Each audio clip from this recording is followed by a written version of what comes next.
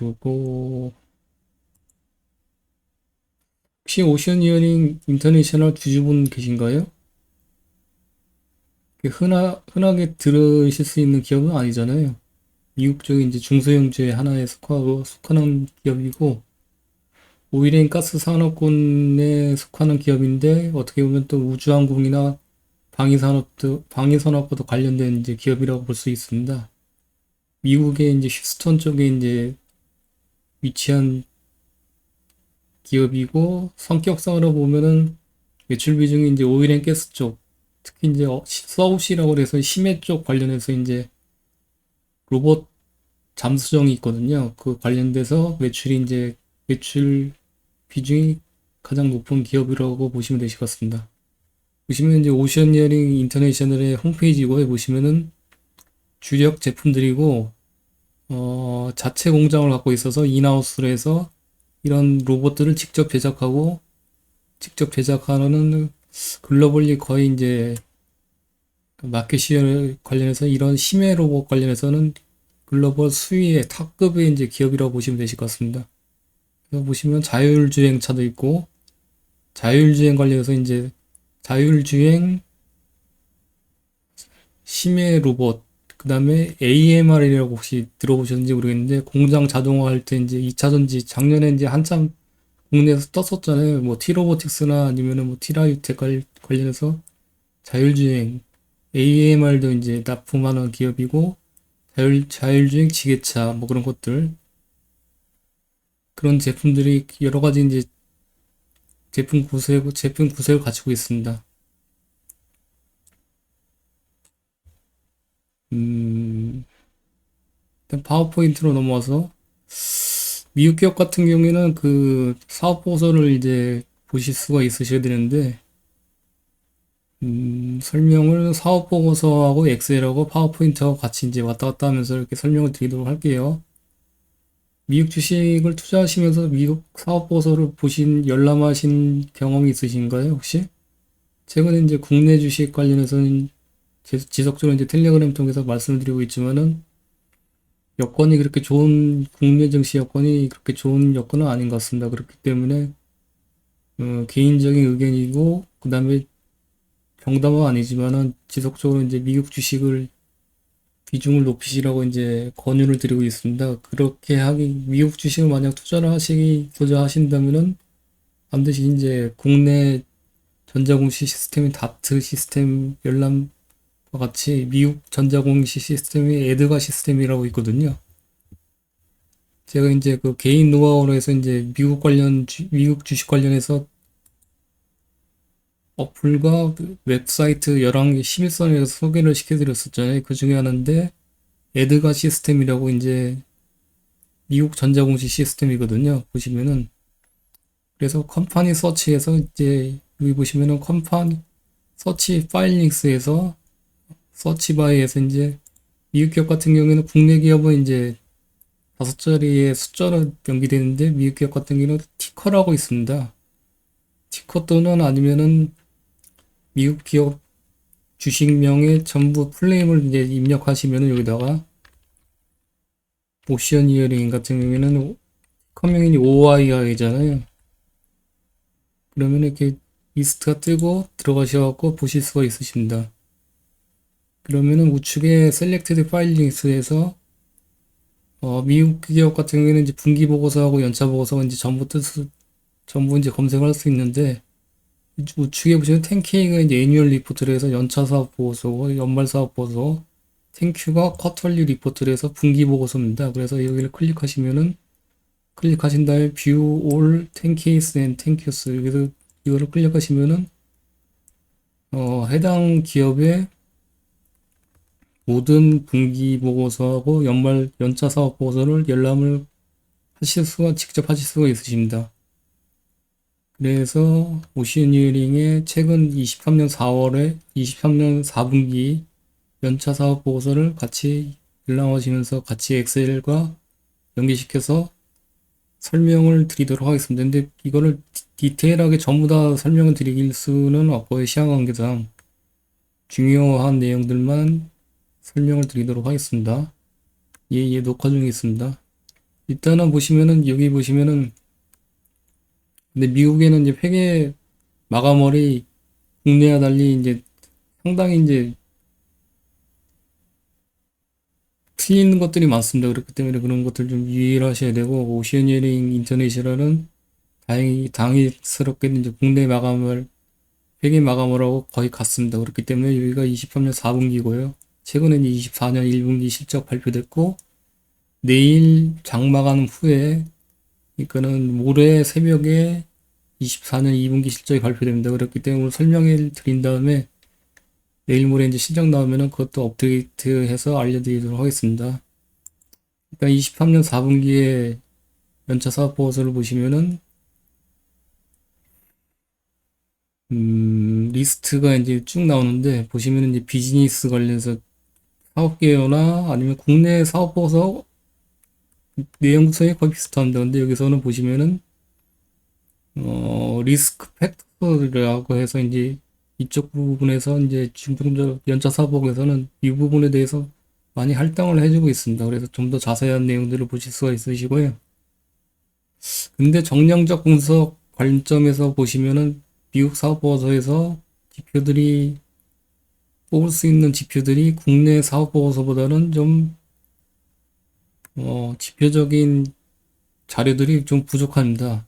국내에 비해서. 그렇기 때문에 정량적 분석할 때 있어서 미국 기업 같은 경우에는 뽑아낼 수 있는 그런 지표들이 국내 기업 대비에는 국내 그 사업보수 대비해서는 좀 양이 좀 적습니다. 그렇기 때문에 어떻게 보면 좀 쉽다고 볼 수가 있는데 다만 이제 영어로 돼 있고 처음에 접하면은 이제 익숙하지가 않기 때문에 시간이 좀 많이 걸립니다. 이번에 저도 이제 이거 하는 데 있어서 국내 기업 대비 처음 하다 보니까는 물론 뭐 엑셀 작성하는 걸 많이 해봤지만은 이렇게 이렇게 본격적으로 이제 분석 글을 작성하는 데 있어서 거의 처음 초반이거든요. 그래서 시간이 2배 이상 걸리더라고요.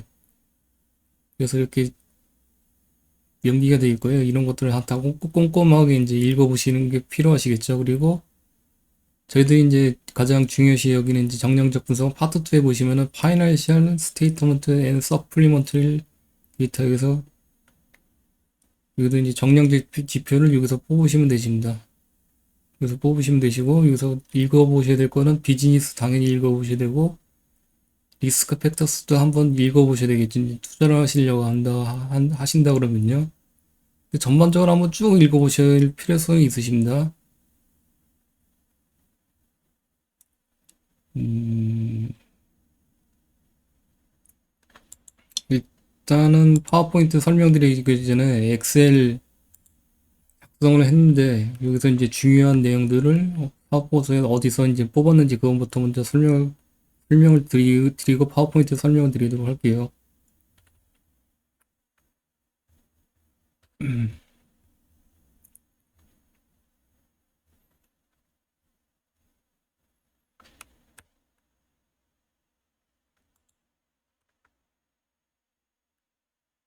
보시면은 뭐 이게 영어로 적혀 있어갖고 조금 이제 처음 접하시는 분들은 좀 영어라서 거부감이 드실 수가 있는데 국내 국내 분석 국내 기업 분석 내용하고 내용들하고 순서가 거의 똑같습니다. 그렇기 때문에 조금만 익숙해지시면은 이제 전혀 어려움이 없으실 거라고 생각하고요. 여기 보시면은 한글로 이렇게 해석을 적어놨는데 손익계산서 구성하고 현금흐름 구성하고 밸런스 시트는 국내에서는 재무상태표로 하죠. 예전엔 대차대조표로 하고 여기서는 뭐 중요시 여기시는 거는 현금성 자산하고 부채 비율 정도 보시면 되실 것 같습니다. 네, 미국 주식 중소형주 같은 경우에는 하루에 이제 주가 변동성이 무제한이잖아요. 그렇기 때문에 특히 이제 그 재무상태표에서 부채 비율이나 아니면은 그런 것들 부채 비율 특히 그런 것들을 상당히 좀 유의하셔갖고 이제 체크를 해보셔야 될 것 같고 중소형주 같은 경우에는 꼭 반드시 이제 이 재무상태표에서 부채 비율을 체크해 보신 것이 반드시 필요하십니다. 현금성 자산이 추이가 어떻게 되는지, 그 다음에 부채 비율이 추이가 어떻게 되는지, 보시는 게 반드시 필요하십니다. 그리고 현금 흐름도 중요하겠죠. 그래서 이것들이 좀 불량한, 조금이라도 좀 불량한 기업들 같은 경우에는 실적이 미스나면은 어떨 때는 뭐 하루에 주가가 뭐 마이너스 50%까지 이제 하루 만에 폭락하는 그런 사례들이 빈번하게 발생 중에 있습니다. 그렇기 때문에 이런 현금 흐름이나 부채 비율을 중소형주 같은 경우는 반드시 꼼꼼하게 체크해 보시고 이상이 있으면 되도록이면 투자를 안 하시는 게 좋다고 권유를 드리고 싶습니다. 그래서 손익계산서하고 현금 흐름표하고 재무상태표는 어디서 보시냐면은 여기 아까 말씀드렸듯이 파이낸셜 스테이트먼트의 서플리먼터리 데이터 여기서 클릭하시면은 이쪽으로 다 이동되고요. 쭉 내려가시면은 뭐 인포메이션이나 뭐 경영진 관련해서 내용도 나와 있고 이런 것들은 만약에 영어로 돼서 해석이 좀 힘드시잖아요. 그러면 우측 마우스키 누른 다음에 번역을 누르시면은 한글로 이렇게 자동으로 번역이 됩니다. 그렇기 때문에 예전보다는 훨씬 좀 자연스럽게 해석이 잘 되더라고요. 그래서 이렇게 번역 누른 다음에 읽어보셔도 충분하게 내용을 해석이 가능하실 것 같습니다.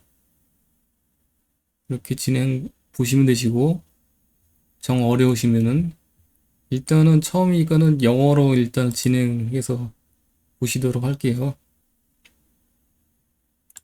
나중에 이제 관심이 있으시면은 우측 번역 누르신 다음에 쭉 한번 내용들을 읽어보시기 바랍니다. 다시 이제 재무제표죠. 파이낸셜 스테이트먼트 앤 서플리먼터리 데이터는 국내 기업 같은 경우는 이제 재무제표 주석이라고 하잖아요. 여기 이제 주석이라고 보시면 되시고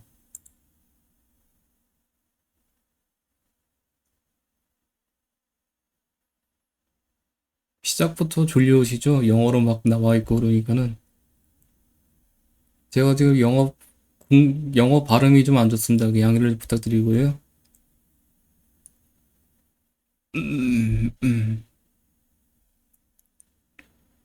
여기 이제 보시면 콘솔리데이티드 밸런스 시트 콘솔리데이티드가 국내 기업 같은 경우 통합, 연결 재무제표라고 하잖아요. 그래서 연결 재무상태표 예전에 대차대조표라고 했었잖아요. 그래서 연결 재무상태표고 콘솔리데이티드 스테이트먼트 오브 오퍼레이션스는 손익계산서 그다음에 콘솔리데이티드 스테이트먼트 캐시플로우 많이 들어보셨잖아요. 캐시플로우 현금 흐름표. 그래서 여기서 저희가 이제 수치들을 뽑는 것들은 여기 밸런스 시트하고 스테이트먼트 오퍼레이션 손익계산서하고 캐시플로우 이 세 가지를 참조를 하시면 되십니다. 내용 구성이나 순서는 국내기업이나 미국 기업이랑 똑같고요. 잠시만요.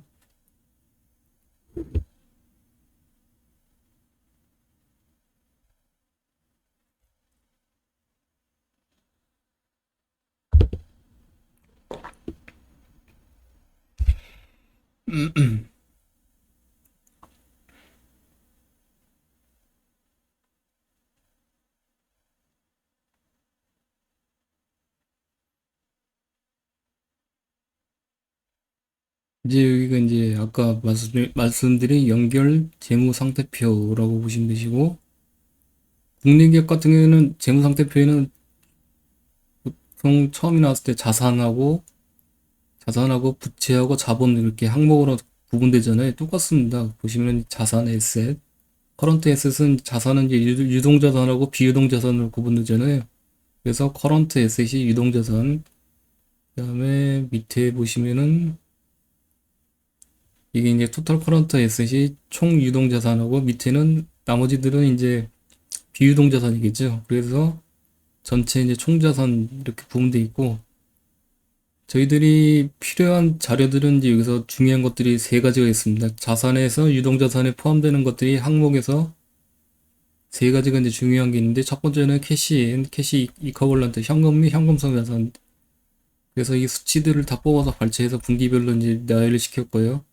그 다음에 중요한 것들이 인벤토리, 그다음에 어카운트 리시브에블, 계정, 받을 수 있는 계정, 항목, 이게 뭐겠습니까? 매출 채권이겠죠? 그래서 매출 채권을 여기서 이제 발췌를, 분기별로 이제 발췌를 해서 엑셀로 이제 데이터를 취합할 필요가 있습니다. 매출 채권 회전율하고 그런 것들을 뽑기 위해서요. 그 다음에 세 번째로 중요한 게 인벤토리. 자산이죠. 재고 자산이죠. 재고 자산. 그래서 이것들을 수치 뽑아서 이 세 가지 항목들을 뽑아서 엑셀에서 취합해서 이제 작성을 해놨습니다. 보시면은 재무상태표에 보시면은 현금성 자산, 어카운트 리시브라고 하잖아요. 배구에서 리시버라고 하잖아요. 받는다. 받을 수 있는 권리라고 하잖아요. 매출채권이. 그래서 어카운트 리시브블이 이제 매출채권, 인벤토리스는 재고자산. 그래서 이것들 분기별로 다 뽑아서 이렇게 만들어 놨고요. 밑에 보시면은 위에서 이제 수치들을 다 따서 이제 여기서 재고자산하고 재고자산 회전율을 수식으로 걸어놔서 이렇게 회전율을 다 분기별로 계산을 시켜놨습니다. 그 다음에 어카운트 리시브는 매출채권. 그래서 마찬가지로 이렇게 해서 분기별로 수식으로 걸어놔서 회전율을 다 수치를 계산을 시켜놨습니다. 그 다음에 중요한 게 그 중소형주 같은 경우에는 부채 비율을 반드시 따져보셔야 된다고 말씀드렸잖아요. 부채 비율은 뭔가요? 부채 나누기 자본이잖아요. 자기 자본.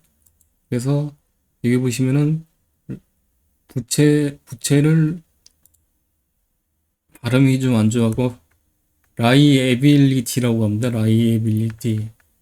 부채. 그 다음에 자기 자본은 스톡홀더스 에쿼티라고 하죠. 에쿼티. ROE라고 아시죠? 리턴 온 에쿼티. 그래서 그 ROE에 사용되는 이가 이제 에쿼티거든요. 그래서 자기 자본.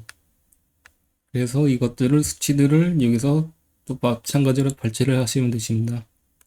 밑에 내려가시면은 부채 및 자본. 그래서 커런트가 유동이잖아요. 라이애빌리티. 그래서 유동부채. 유동부채에는 중요한 것들이 몇 가지가 포함되어 있는데, 어카운트 페이에블. 아까 어카운트 리시브에블은 매출 채권인데, 이거는 지급해야 되는 계정이니까 매입 채무겠죠, 이쪽에는. 그 다음에 더 중요한 게 이제 그 선수금이 포함되어 있는데, 이런 것들 기초적인 내용들은 그 국내 주식 관련해서 1분기 때 기초 재무제표 설명회 시간에 충분하게 설명됐으니까요. 선수금이나 계약부채 관련해서는 그 해당 동영상을 보시면 되십니다. 그래서 매출액을 추론함에 있어서 가장 중요한 두 가지가 있다고 말씀드렸는데, 선수금하고 그 다음에 수주잔고, 이렇게 두 가지를 말씀드렸잖아요. 그래서 선수금이나 계약부채나 이제 같은 의미로 보시면 되시고, 그 선수금이나 계약부채는 부채 중에 유동부채에 포함된다고 말씀드렸잖아요. 유동부채. 그래서 컨트랙트 라이애빌리티가 계약부채라고 보시면 되십니다. 그래서 미국 주식 같은 경우에는 계약부채가 여러 가지 이제 명칭으로 되어 있는데, 컨트랙트 라이애빌리티 또는 컨트랙트 어드밴스 페이먼트 여러 가지 이제 텔레그램에다 그때 올려드렸었잖아요. 그 찾아갖고 체크를 보시면 되실 거고, 헷갈리시면은 제가 끝난 다음에 다시 한번 그거를 공유를 드리도록 하겠습니다.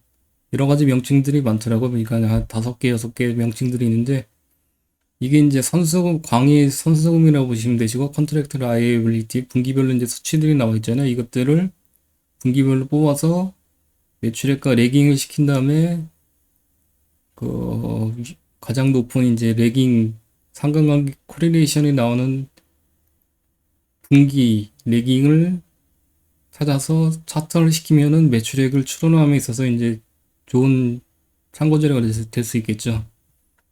그래서 보시면은 컨트랙트 라이애빌리티를 여기서 수치도 뽑아서, 여기 이제 컨트랙트 라이애빌리티가 계약 부채거든요. 그래서 분기별로 이제 수치들을 다 뽑아서 1개분기 레깅 시키고 2개분기 레깅 시키고, 이것도 레깅 시켜갖고 매출액과 이제 연계시키는 것들은 텔레그램 통해서 설명드렸었잖아요. 그래서 생략하도록 하고 만약에 헷갈리시면 그 내용들을 찾아가서 보시면 되실 것 같습니다. 이거 뭐 제 설명이 필요하신 거예요?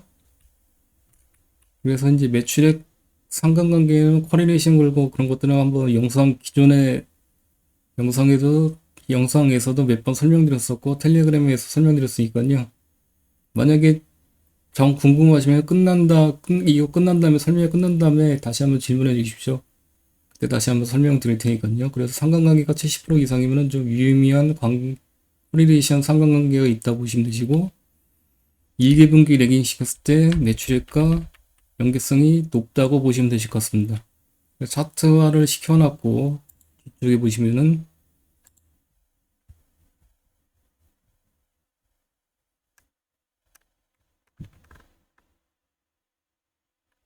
이렇게 보시면은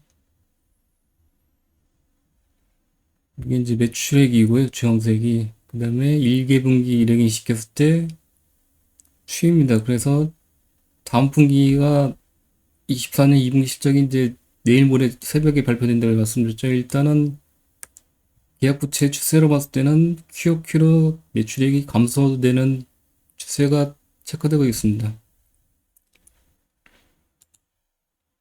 이렇게 보시면 되시고, 그다음에 백로그라 수주잔고는 이제 영어로 백로그라고 이제 명칭은 돼 있거든요.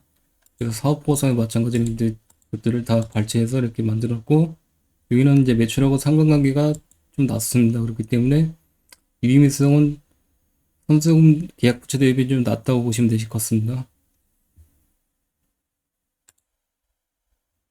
그리고 이제 부채 비율 같은 경우에는 부채 나누기 자기 자본이라고 말씀드렸잖아요. 그래서 여기 보시면은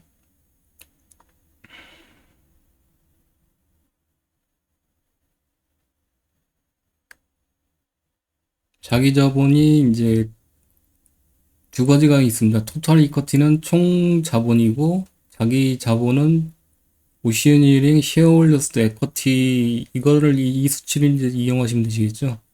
그래서 이 수치들을 분기별로 다 뽑아냈고 여기는 이제 전체 부채 금액이 명기를 안 했습니다. 그렇기 때문에 여기 보시면 이제 부채엔 자본 합계 금액이 있잖아요. 그래서 부채는 이 금액 마이너스 자본 금액 이렇게 수식을 걸어놨습니다. 그래서 엑셀에 보시면은 요 금액 마이너스 이 금액해서 총 부채를 표시를 해놨고요.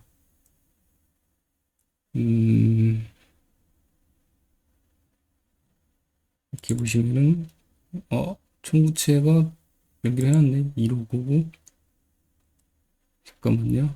1599 2239 마이너스 2239 마이너스 628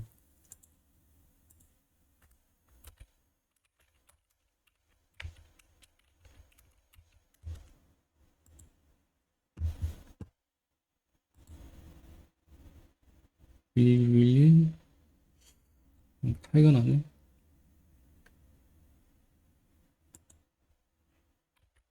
1111 마이너스 1599는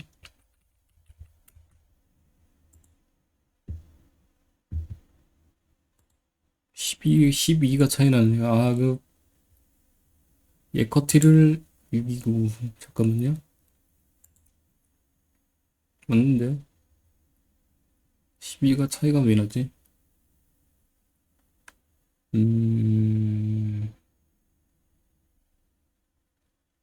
이거 끝난 다음에 다시 한번 제가 체크해 보도록 하겠습니다.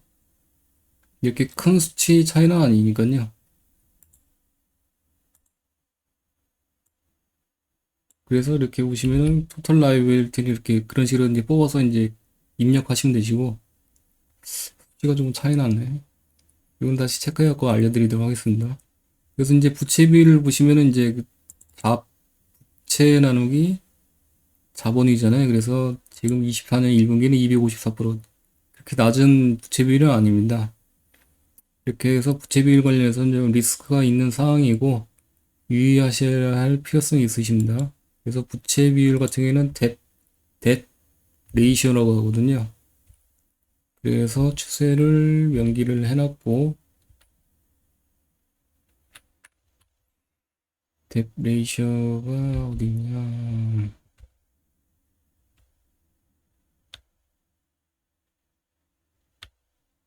음,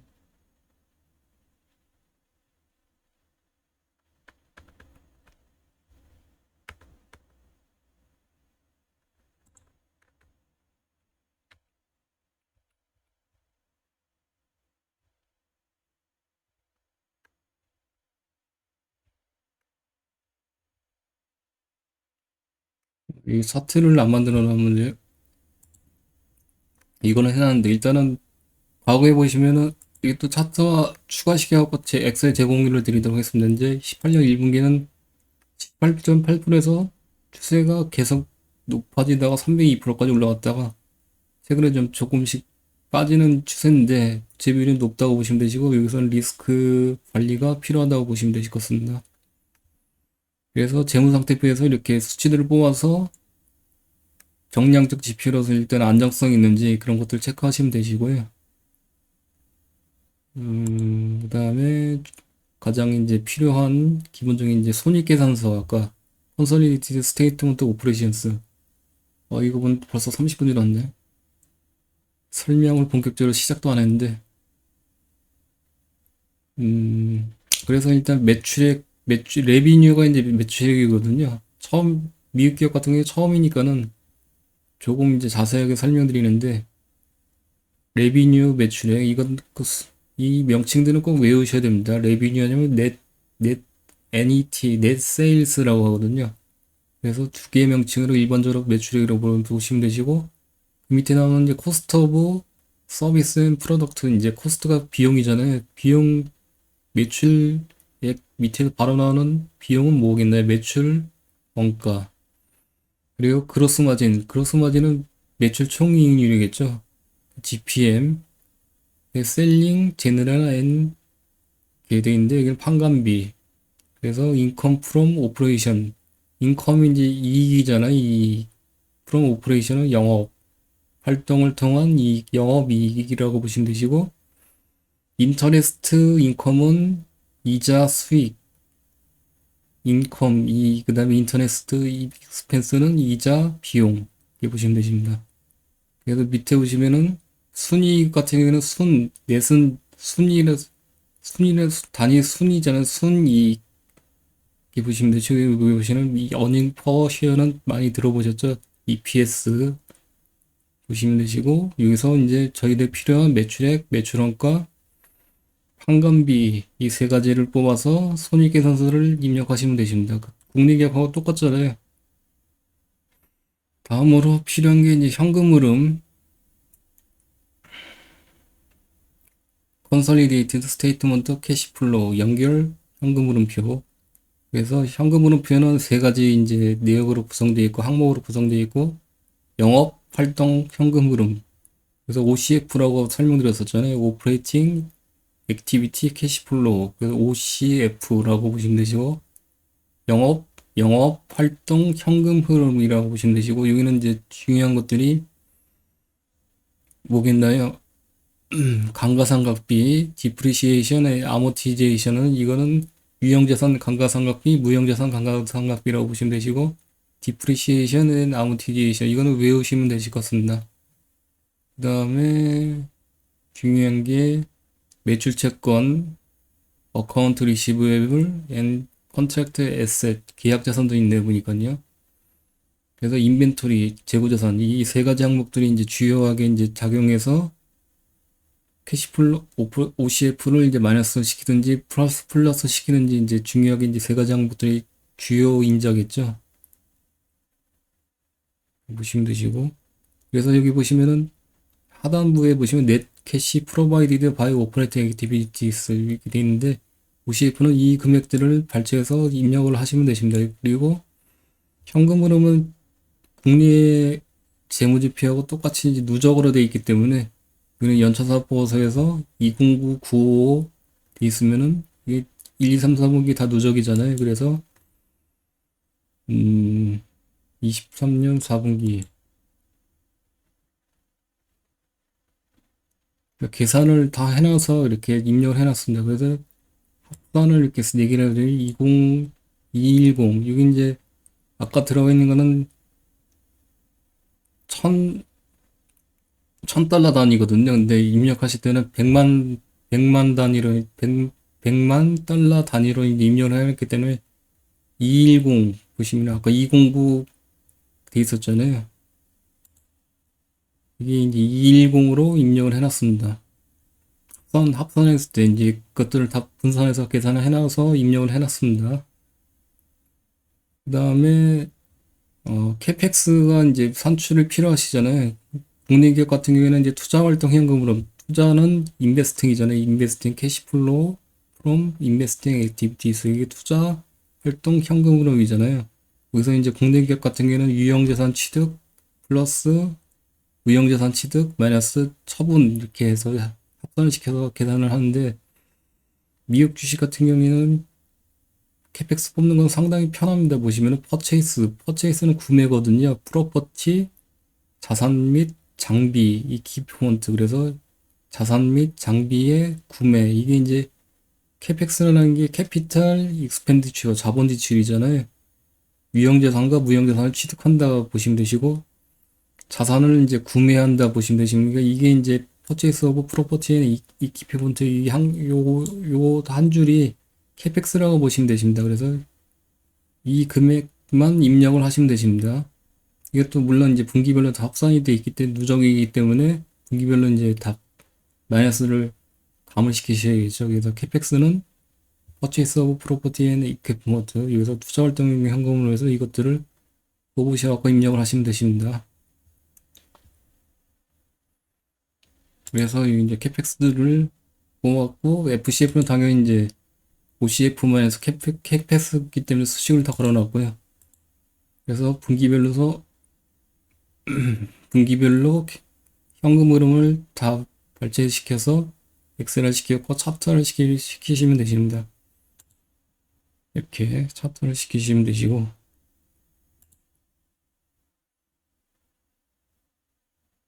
이거는 아까 회전율은 설명을 드렸었고 손수금 설명드렸었고 백로그라는 거는 별도로 이제 표로는 안 될 거예요. 컨트롤 F 누르면은 인터넷상에서 이제 검색이 가능하잖아요. 그래서 컨트롤 F 누른 다음에 백로그가 있는 기업들도 있고 없는 기업들도 있습니다. 그렇기 때문에 수정고가 있는지 없는지 체크해 보시려면 백로그로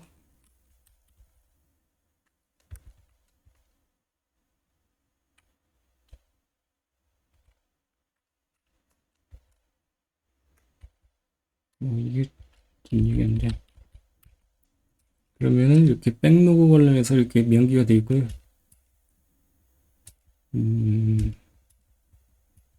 쭉 이렇게 백로그로 검색을 하시다 보면은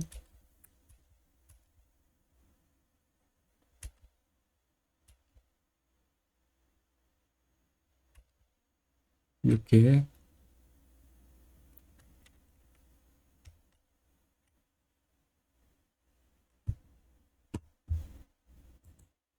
수치들이 이제 명기가 되어 있습니다. 그래서 여기 보시면은 백로그 워스 622만 달러 23년 4분기 디셈버가 12월이잖아요. 4분기에는 이 금액이고 6이고 22년에는 전년도에는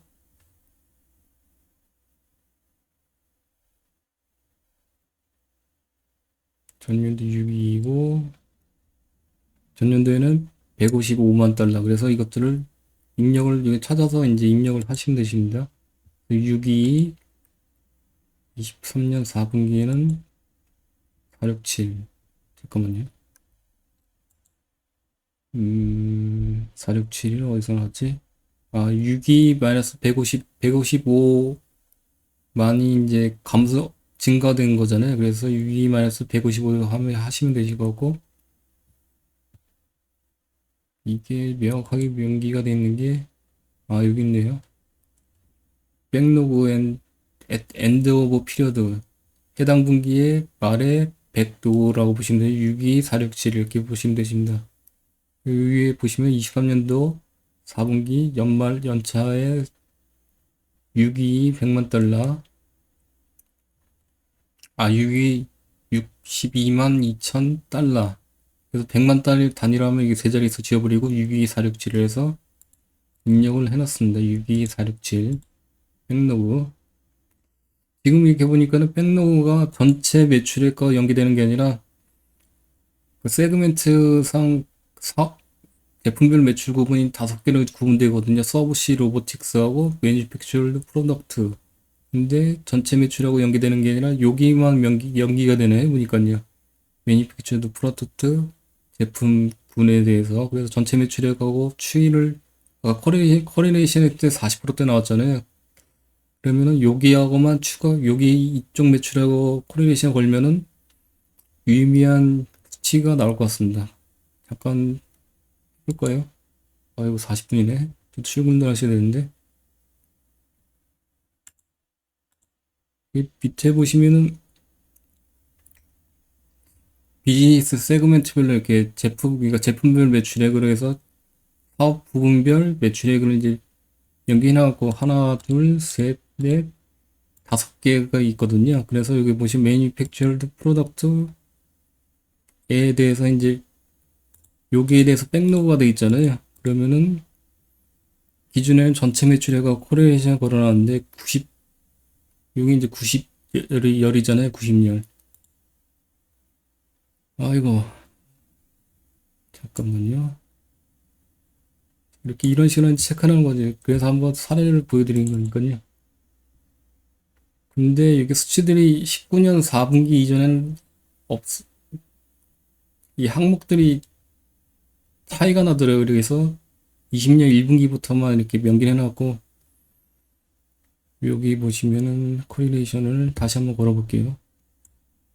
그러면은 뭐 유의미한 수치가 나오는지 안 나오는지 코릴레이션 헷갈리신 분도 있으실 것 같으니까요. 그래서 매니팩처럴드 20년 1분기부터 24년 1분기까지 와 백로그 1개분기 내기시킨 거 20년 1분기부터 24년 1분기 84%. 그러면은 상당히 이제 연계가 높은 코릴레이션이라고 보시면 되실 것 같고, 전체 매출액하고 연계되는 게 아니라 이거하고 연계된다 보시면 되시잖아요. 그래서 1개분기 랭이 시켰을 때 84% 나온다. 이제 요 해당되는 세그멘트하고 이제 사업 부분하고 연계성이 상당히 높다 보시면 되실 것 같습니다. 이것도 수정한 거를 끝난 다음에 공유를 다시 한번 드리도록 하겠습니다.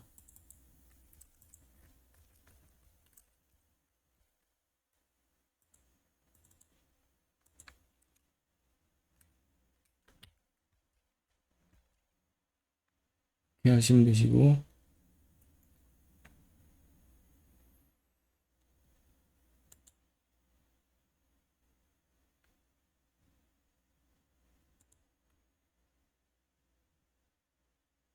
너무 시간이 많이 걸리나요? 이게 이제 파워포인트 설명을 드려야 되는데, 이렇게 하면은 시간이 너무 많이 걸리셔서 힘드시나? 음, 예, 예. 잠시만요.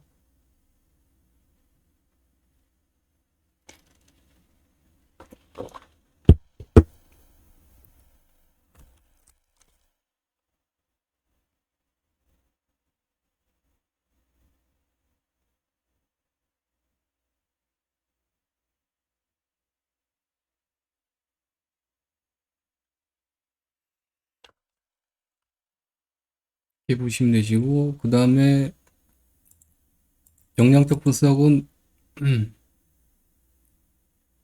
정량적 분석은 그 고객사하고, 그 다음에 피어 경쟁사들하고, 그 다음에 매크로 관련 지표들하고 이렇게 연계관계를 체크해 보시는 게 필요하시다고 말씀드렸잖아요. 그래서 오션이어링 인터내셔널은 오일 앤 가스 업스트림 쪽 업스트림은 좀 이따 설명드릴 게 있는데, 업스트림하고 이제 연계한 게 상당히 높고요. 그래서 오일 메이저사들은 5개 사들이 있습니다.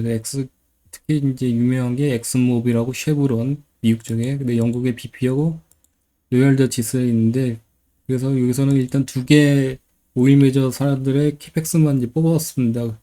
관련해서 엑셀을 공유드렸었고, 엑슨모빌하고 쉐브론 업스트림 캐펙스만 별도로 이제 발췌한 다음에 이거하고 매출하고 오션이 매출액과 상관관계를 이제 코레레이션 걸어보니까는 그렇게 높지는 않더라고요. 근데 전반적인 추세는 유사하게 흐른다고 보시면 되실 것 같습니다. 그래서 여기다 이제 명기를 해놨고, 이따 뒤에서 파워포인트에서 설명드리도록 할게요.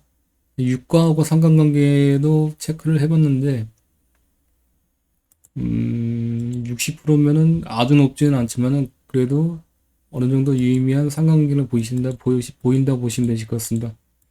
특히 이제 그 오일 앤 가스의 EMP라고 하잖아요. Exploration and Production.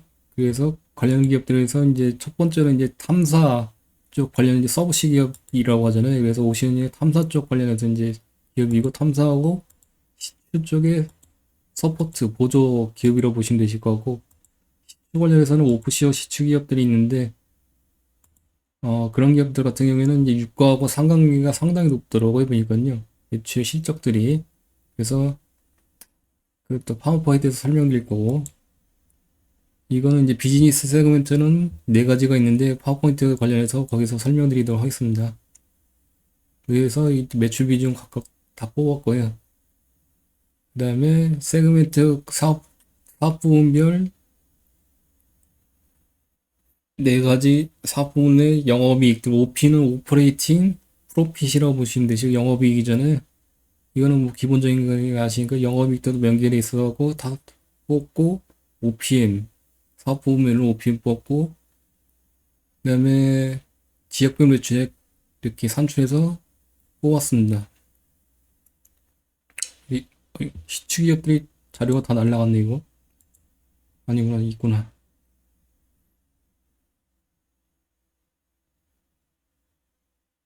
그리고 이제 오프시어 시추기업, 오프시어 드릴 리그 기업이라고 하잖아요. 시추기업들 트랜스오션, 발라리스 대표적인 것들 몇 개 기업들을 이제 연도별로 매출액들을 다 산출해서 추가를 시켜놨고요. 그 다음에 오션힐링 인터넷이 서브시 기업이라고 말씀드렸잖아요. 이제 탐사하고 서포트 개념에서 서브시 기업에서 유명한 것들이 테크니핍 FMC하고 서브시 세븐이라고 있는데, 서브시 세븐은 미국 증시에 상장이 안 됐기 때문에 그것들은 자료를 찾으려면 찾을 수 있는데 IR 같은 경우는 시간이 없었고 일단 제시켰고, 이제 테크니핍하고 오션힐링 2개만 이제 포함시켜놨습니다.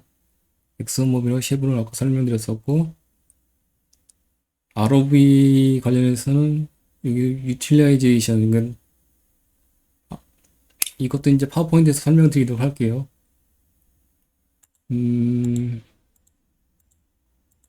다음에 이제 미국 기업 같은 경우에는 설명드릴 때는 주말에 이제 몰아서 하루는 이제 뭐 토요일 날 같은 경우에는 사업 보고서 엑셀 설명 하루, 그 다음 날은 파워포인트 설명 하루 이렇게 하도록 하겠습니다. 오늘 하루 만에 다 끝내려니까는 좀 시간이 부족해갖고 어떻게 보면 약간 좀 덜 디테일하게 설명드린 것 같은데, 다음번에는 이제 좀 더 자세하게 설명드리도록 할게요.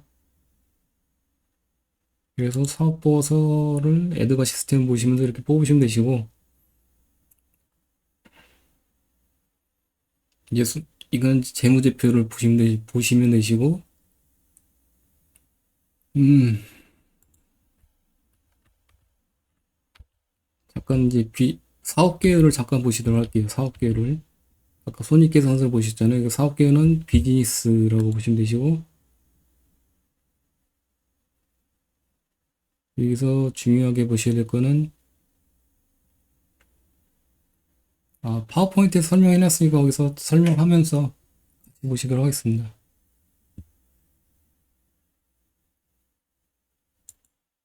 파워포인트를 설명을 드리도록 하겠습니다.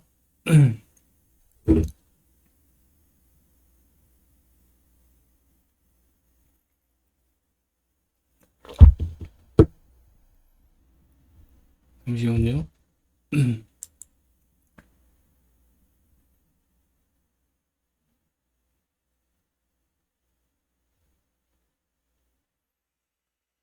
음, 사전 안내사항은 생략하도록 하겠습니다. 지난주에 한번 자세히 읽었었잖아요, 같이. 그리고 이제 오션이어링 엔지니어링은 이제 오일 앤 가스 산업과 연계 높다고 말씀드렸잖아요. 그래서 오일 앤 가스 산업의 밸류 체인을 세 가지로 이제 구분할 수 있는데 업스트림, 미드스트림, 다운스트림 이렇게 구성이 되어 있습니다. 그래서 업스트림은 뭐 이거는 기본적인 내용이니까 많이들 들어보셨고 잘 아실 거라고 생각하는데 간단하게 이제 되짚어보는 시간으로 갖도록 하겠습니다. 업스트림은 탐사, 개발 단계로 광고 취득, 탐사, 개발, 생산 이렇게 세분화되어 있고요. 그 다음에 최근 이제 국내에서도 동해 시추 관련해서 많이 나와 있잖아요. 대양고래. 그래서 거기서 보시면 신문기사에서도 많이 나와 있지만은 탐사 성공 확률은 20%로서 꽤 낮은 편입니다. 근데 이것들은 일반적인 것이고 보통 탐사 성공 확률은 20%라고 하시면 되시고 그러나 생산하게 될 경우에는 큰 수익이 보장되겠죠. 그래서 긴 시간과 큰 자본적 지출이 요구되는 단계이므로 오일 메이저가 플레이어로 있는 단계로 보시면 되실 것 같습니다. 오일 메이저는 아까 말씀드렸잖아요. 엑선모빌, 쉐브론, BP, 로얄 더치셀 그 정도로 보시면 되실 것 같고 미드스트림은 이제 원유 탐사하고 개발이 이제 완료되면은 운송을 해야 되잖아요. 그래서 업스트림을 탐사하고 개발 단계 이제 원유 탐사하고 개발 단계로 보시면 되시고 미드스트림 운송 관련돼서 운송과 저장 단계로 보시면 되실 것 같고 쉐니에르 에너지라고 설명드렸었잖아요. LNG 터미널 관련해서. 그래서 킨더 모건이나 그런 것들 관련된 기업들이 이제 미드스트림이라고 보시면 되시고 운송과 저장 단계 LNG 터미널도 여기 포함되신다고 보시면 되실 거고 국내 연계 기업들은 이제 세아 제강이 있잖아요. 그래서 거기도 이제 강간들이 미드스트림의 파이프라인으로 사용되고 있습니다. 그래서 세아 제강은 미드스트림 쪽하고 업스트림 쪽에 이렇게 연계됐다고 보시면 되실 것 같고 성강밴드하고 태강하고 DK락을 요즘에 많이 설명드리고 있잖아요. 관련돼서는 업스트림도 포함되어 있고 미드스트림도 포함되고 다운스트림에도 포함됩니다. 다운스트림은 당연히 이제 생산 개발하고 수송업 끝나면 이제 정유소, 리파이너리하고 발전소들이 있잖아요. 그래서 이제 다운스트림은 원유의 정제 및 판매 단계로서 미드스트림에서 못 만든 원유를 석유의 다양한 용도로 완성해주는 최종 단계. 국내 이제 GS 칼텍스나 뭐 SO일, SK 에너지 많잖아요. 다 다운스트림에 포함된다고 보시면 되시죠. 그래서 정의 공장이라고 보시면 되십니다. 그래서 국내 피팅 밸브 기업 그리고 오프시어 기축기들 업스트림과 연계되고 피팅 밸브는 여기 다운스트림하고 미드스트림, 업스트림하고 다 포함 연계가 되고 있습니다. 텔레그램에서 성강밴드하고 태강 어차피 이제 이번 주에 설명드리겠지만은 24년 1분기 기준으로 해서 이제 다운스트림하고 업스트림하고 매출 비중을 연기를 해드렸잖아요. 그 참조하시면 되시고 설명회 때 다시 한번 설명드리도록 하겠습니다. 그리고 오프쇼 시추기업들은 업스트림에 이제 해당되겠죠. 아까 설명드렸던 트랜스오션이나 발라리스나 뭐 노블 같은 기업들 같은 경우에 그 다음에 이 오시아니어링 엔지니어링 오시아니어링 인터내셔널은 업스트림에 포함된다고 보시면 되실 것 같습니다. 천연가스 같은 경우에는 자연 발생에서 지하에서 배장된 발생이 발화성 탄화수소 이렇게 되시면 되시고 석유처럼 시추를 통해서 채취해서 발전과 난방을 위한 에너지로 사용되고 시추를 하게 되면은 천연가스 나오고 이제 석유 나오고 같이 이제 나오죠. 이제 그래서 시추를 통해서 천연가스를 생산한다고 보시면 되시고 즉 2010년도 중반부터는 이제 미국에서 셰일 파쇄 공법이 이제 상당히 발전했잖아요. 그래서 육상 오프시오 여기서 보시면 오프시오는 말씀드렸죠. 오프시오는 해양 그다음에 육상은 온시오로 하죠. 온시오. 그래서 셰일가스 같은 경우에는 온쇼에서 많이 이제 생산하게 되고 있습니다.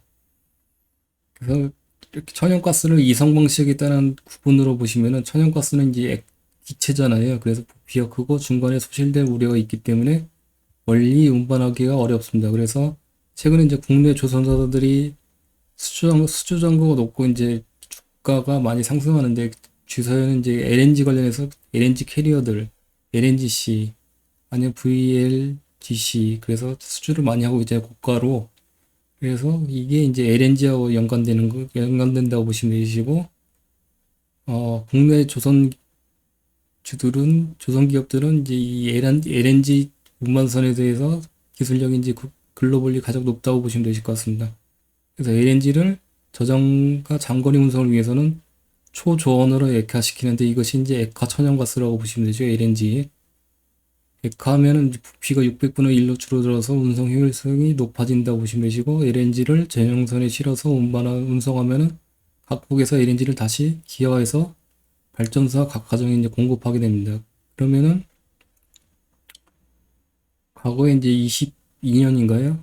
그때 러시아하고 우크라이나하고 이제 한창 전쟁 때 LNG 천연가스 가격이 이제 급등했었잖아요. 근데 그게 이제 유럽 쪽으로 러시아를 통해서 러시아를 출발한 이제 가스 파이프를 통해서 이제 유럽 쪽으로 기존에 공급을 많이 했었잖아요. 그게 PNG입니다. 그래서 선박 대신 가스관으로 수송하는 천연가스는 파이프라인 내추럴 가스에서 PNG라고 보시면 되시고 운송 방식 천연가스는 운송 방식에 따라서 LNG하고 PNG를 이제 구분한다 보시면 되시고 다 이제 천연가스로 보시면 되십니다.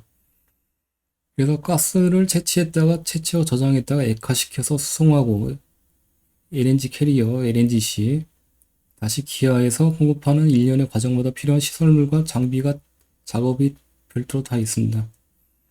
근데 과거에는 2018년, 19년에 트럼프 대임 시기에 이제 미국 쪽의 기억을 떠올리면은 자국이 이제 무역 적자를 잇고 있는 주요국을 대상으로 미국과의 갈등을 푸는데 미국산 셰일가스를 트럼프는 강력하게 활용했습니다. 두 가지를 활용했었거든요. 미국산 무기하고 미국산 셰일가스 두 가지를 갈등을 푸는데 활용을 했습니다. 그래서 무기 관련해서 이제 방산 관련해서 텔레그램을 통해서 설명을 드렸었고 일단은 갈등을 미국 같은 경우에는 대부분의 무역 적자를 대부분이 다 갖고 있잖아요. 그래서 이제 무역 적자나 아니면 방위비 분담 두 가지 측면에서 압박을 가한 다음에 그것들을 푸는 방식을 미국산 무기를 구매하거나 아니면 미국산 LNG를 구매하는 그걸로서 이제 해결하는 그런 전략을 트럼프는 2018년, 19년도에 강력하게 보여왔습니다. 그렇기 때문에 한국 같은 경우에는 그때 당시에 기업으로는 LNG를 많이 수입을 했었고, 그 다음에 미국산 무기도 많이 수입을 했었습니다. 그렇기 때문에 국내 방산주 같은 경우에는 이제 최근에 많은 신문기사들에서 보시면은 이제 트럼프 수혜주라고 나오고 있는데, 실상 과거의 기억을 떠올리면은 개인적으로 봤을 때는 트럼프 피해주라고 보시는 게 좋지 않을까 생각하고 있습니다. 그는 이제 물론 가봐야 알겠죠. 유럽이나 아니면 나토 회원국들에 대해서도 방위비를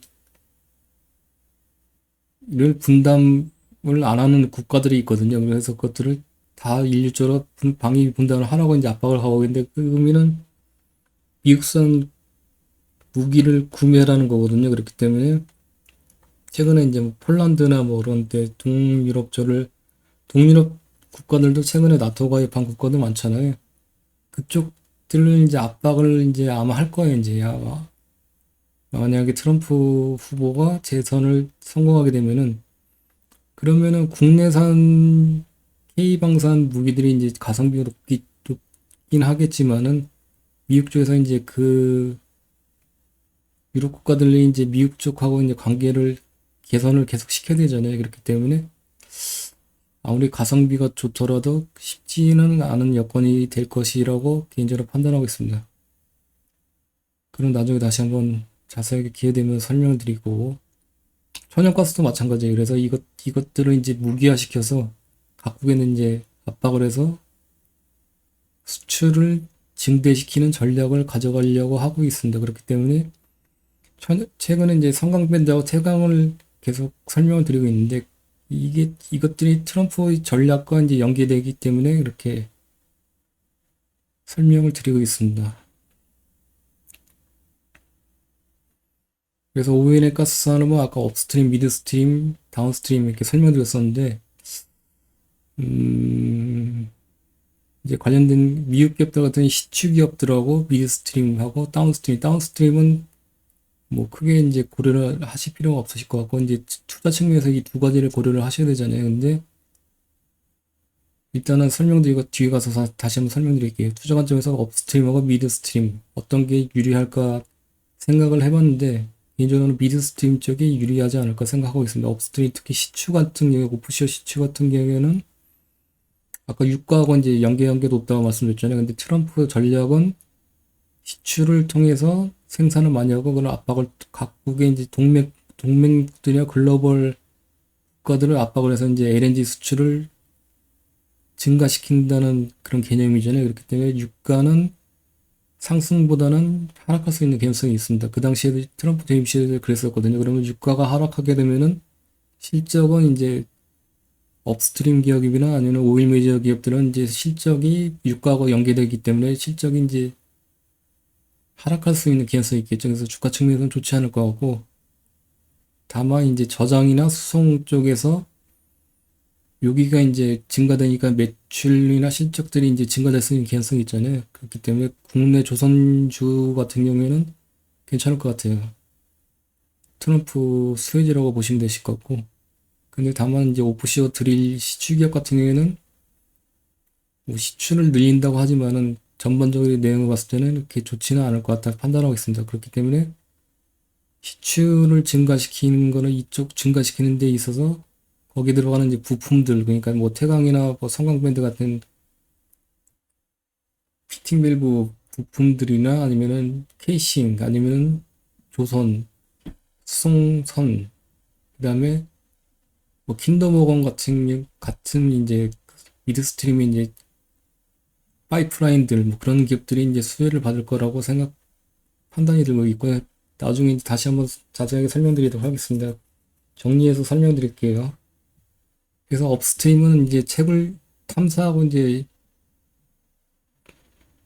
시추하고 생산 단계라고 말씀드렸잖아요. 그래서 미국 조율이 높은 세 가지 해강이 대표적이고 성강밴드, 태강, 하이럭 코리아, DK락은 이게 이제 포함된다고 말씀드렸고 미드스트림에도 포함되고 다운스트림에도 포함되고 그리고 미드스트림에 대해서 이제 조금 이제 세부적으로 설명드리면 잠깐만요.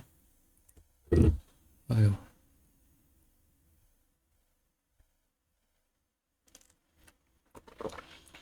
다들 잘 아시는데 너무 세부적으로 설명드린 건가 아닌가 모르겠습니다. 시간도 많이 지났는데 평일인데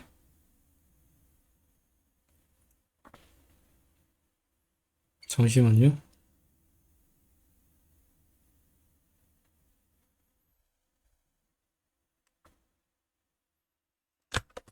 내용들 뭐 잘 아시죠 많이들. 그래서 미드스트림 같은 경우에 이제 수송과 저장 시설이라고 보시면 되시고 LNG 터미널 시니에르 에너지 설계를 시켜드렸잖아요. 미국 글로벌리 2위고 미국에서 최대 이제 LNG 터미널 기업이라고 말씀드렸고 시니에르 에너지 같은 경우에는 이제 미드스트림 쪽에 이제 미국 쪽에 이제 대표 기업이니까는 성강밴드하고 태강하고 매출액 추이나 그런 것들이 상관관계가 코릴레이션 걸어 보니까 한 70%대 넘더라고요. 그래서 업황이 비슷하다, 전방 업황이 비슷하다 보시면 되시고 성강밴드하고 태강은 이제 쉐니에르 에너지 이제 한계 기업을 샘플러 하기는 너무 이제 표본 오차나 그런 것들이 적은 건 아는데 트렌드를 이제 판단하시기 위해서는 그것들은 이제 이용하시면 되실 것 같아요. 이렇게 소개를 시켜드린 거예요.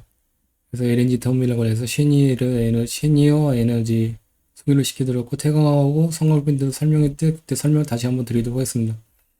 그래서 수송 같은 경우에는 미국에서 유명한 게 킨더모건이라고 있잖아요. 최근에 이제 실적도 잘 나왔고 주가도 사상 최고가를 52주 최고가를 경신하고 있습니다.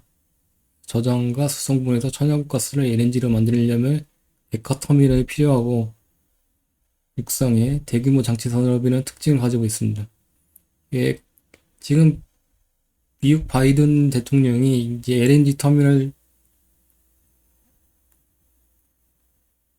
신규 건설을 중지를 시켜놨잖아요.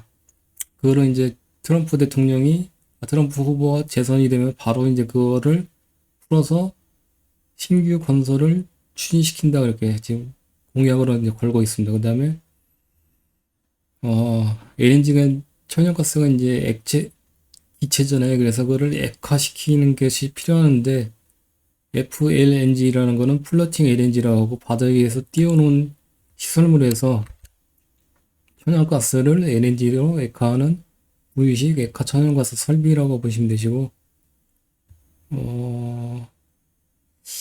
기억으로는 현대중공, HD 현대중공업이 최근에 한 대를 이렇게 이거를 수주를 한 걸로 기억하고 있습니다. FLNG, 플로팅 LNG라고 보시면 되실 것 같고 LNGC는 이제 많이 들어보셨죠. 최근에 이제 국내 조선주들이 LNGC들을 고가에 많이 수주를 하고 있죠. 그래서 최근 주가 상승 원동력이 이제 LNGC라고 보시면 되시고 FPU 받았어요. FSRU라는 건 뭐냐면은 반대로 이제 이거를 기체를 해상에서 액체를 이제 변화시켰잖아요.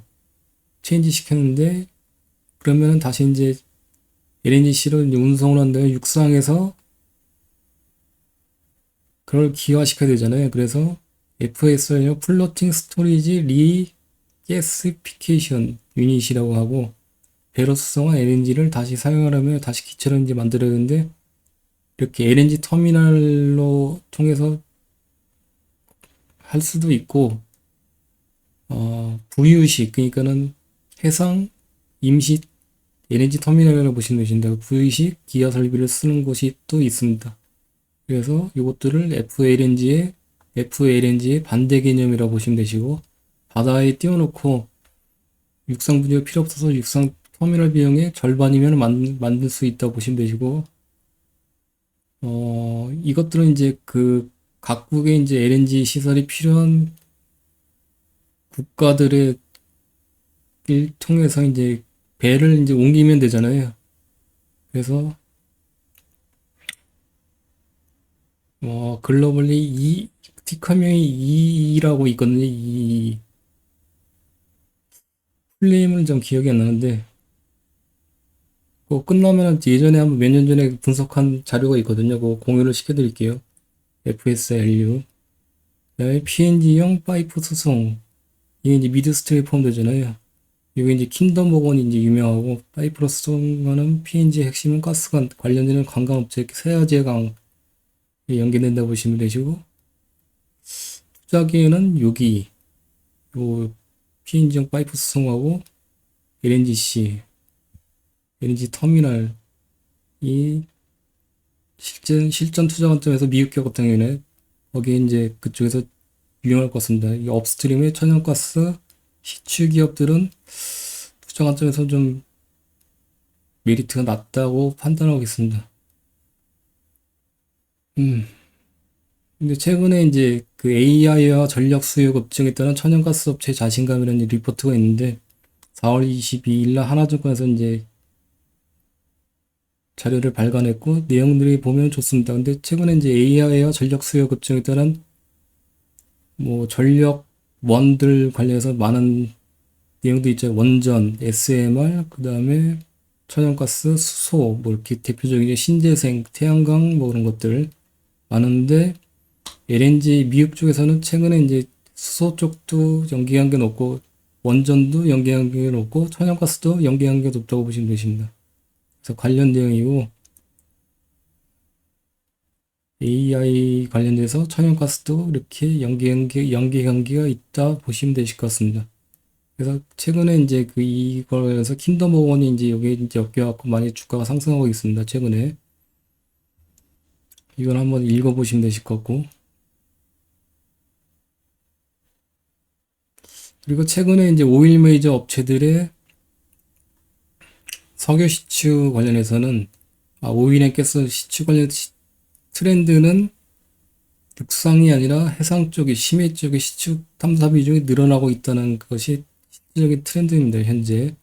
그래서 23년에 신규 확보 분지 중에서 프론티어 비중이 쉘 70%, 쉐브론 35% 등에 달했고, 24년에 예정된 시추 활동 중에서 육상이 아니라 심해가 서브시, 오프시오 쪽이 78%가 차지하고 있습니다. 그렇기 때문에 이거 관련해서는 그 오시애니링 인터내셔널이 수혜를 받을 수 있는 개연성이 있다고 보시면 되실 것 같고, 하이리스크 하이리턴 프로젝트인 심해 시추는 14년에 이렇게 쉐일 오일 개발 이후에 다소 추첨 쉐일 가스는 육상이라고 말씀드려요. 온시오 쪽에. 그러나 성숙 유정에서의 매장량 감소와 과거 대비 낮아진 심해 유전 생산 비용 BEP라고 하잖아요. 그 쉐일 유정 대비 긴 수명. 그리고 최근 이제 구야나드 등 일부 신흥국에서의 대규모 유전 프로젝트 성공 등으로 최근에는 트렌드가 오히려 심해 유전 투자가 증가하고 있는 것으로 파악되고 있습니다. 그래서 심해 유전은 상대적으로 투입되는 캐펙스 규모가 당연히 크겠죠, 육상보다는. 그래서 프로젝트 수명도 길어서 정부의 각종 규제 같은 불확실성에 대한 민감도가 상당히 높은 편입니다. 그래서 트럼프 재집권하게 될 경우에는 원유 탐사 및 시추기를 첫날부터 이제 재선되면 첫날부터 푼다고 해놨잖아요. 강력하겠죠. 네. 그래서 관련 비용 부담 또한 축소 예상이 되는 만큼 이 내용은 뭐냐면 뒤에 가서 설명되어 있지만 미국 연방정부 부지가 멕시코만에 이제 많이 분포하고 있습니다. 그때 멕시코만이 이제 미국 쪽에 원유 시추 시설을 하고 이제 원유 부지 쪽하고 유명하잖아요. 거기에 이제 연방 부지가 있는데 바이든 대통령이 최근에 그거를 많이 시추 금지를 시켜놨습니다. 최근에 이제 풀긴 풀었는데 거기서 이제 그것들을 연방 부지에서 시추를 하게 되면 로열티를 지불해야 되는데 그것들을 또 상당히 높여놨습니다. 그렇기 때문에 그 비용 부담이 여기서 많이 발생되어 있고 최근에 시추 관련 기업들에서 오일 메이저하고 그래서 이것들은 이제 비용들도 축소되기 때문에 실적 측면에서는 트럼프 후보가 재선되면은 유리한 여건을 환경이 조성된다고 보시면 되실 것 같고 심해 시추 탐사 확대 트렌드는 더 가파라질 것으로 이제 예상되고 있습니다. 트럼프의 집권하게 될 경우 중장기적으로 화석연료의 수명을 더 연장시키는 여건이 조성하게 될 듯 합니다. 심해 옵시오 심해 유정이 이제 상당히 길잖아요. 뭐 거의 한번 프로젝트가 3년에서 5년, 길게는 7년 정도는 이게 탐사부터 이제 개발부터 본격적인 생산이 이제 3년에서 7년 정도 걸리거든요. 그 리포트들을 보면은 그렇기 때문에 이런 것들이 이제 한번 시추를 통해서 탐사돼서 타당성이 있다고 보고 생산시키기 시작되면 상당히 긴 사이클 타임이 이제 거기서 이제 발생되게 된다 보시면 되실 것 같고 과거에 이제 트럼프가 재임 시절에 17년 1월부터 21년 1월까지입니다. 4년 동안 이 재임을 했는데 과거에 보시면 여기가 US 원유 생산 양이고요. 그래서 급증하는 것을 모습을 보실 수 있으시고 오일 리그라는 건 시추 리그 그러니까는 시추 활동수 그러니까 오일 앤 가스의 시추기 가동수라고 보시면 되죠. 그래서 그때 당시 이렇게 급등했던 사례가 있습니다. 그래서 최근에 다시 이제 코로나 팬데믹 때 이제 급격하게 감소됐다가 최근에 올랐다가 다시 이제 감소 추세인데 바이든 대통령이 이제 재임하면서 이제 이것들을 많이 금지시켜놨잖아요. 근데 트럼프 대통령이 되면은 이게 재선되면 이게 다시 이제 급증할 수 있는 개연성이 있겠죠.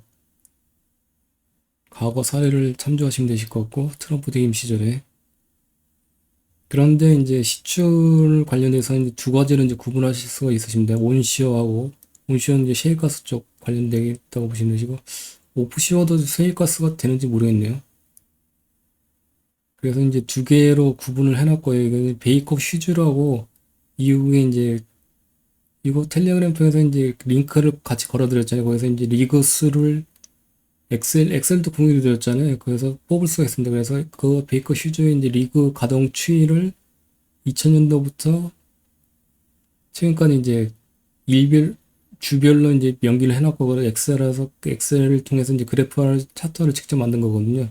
그래서 온시어 같은 경우에는 아까 17년부터 20 트럼프 재임 시에 급증했는데 오프시어 같은 경우에는 그때 거의 이제 폭망하는 수준 이제 리그 수가 대폭 감소되는 추이를 보이고 있습니다. 특징적이 뭐냐면은 16년, 15년, 17년, 18년, 19년부터 시추기업이 대거 파산하게 됩니다. 근데 이때 당시에는 왜냐면은 오일 생산이 늘면서 유가가 많이 하락했거든요. 근데 유가하고 오프시어 시추기업들하고나 아니면 오일 메이저 기업들 이런 것들하고 실적은 연계한 게 상당히 높습니다. 그래서 예전에 텔레그램 통해서 설명드렸지만은 트럼프 그때 재임 시절은 이제 화석을 연료나 그런 것들은 이제 상당히 뛰었었는데 반면에 그 에너지 기업들 주가는 나스닥 대비 언더퍼폼을 상당히 했었거든요. 마이너스 30%인가. 근데 그 사유는 뭐냐면 이런 것들을 늘렸지만은 반대로 유가는 떨어졌기 때문에 천연가스 가격들이나 그래서 실적이 연동이 되기 때문에 실적은 많이 좋지 않았습니다. 그렇기 때문에 그때 당시에 이런 것들은 활발하게 됐지만은 주가 측면에서는 좋지 않았다 보시면 되실 것 같습니다.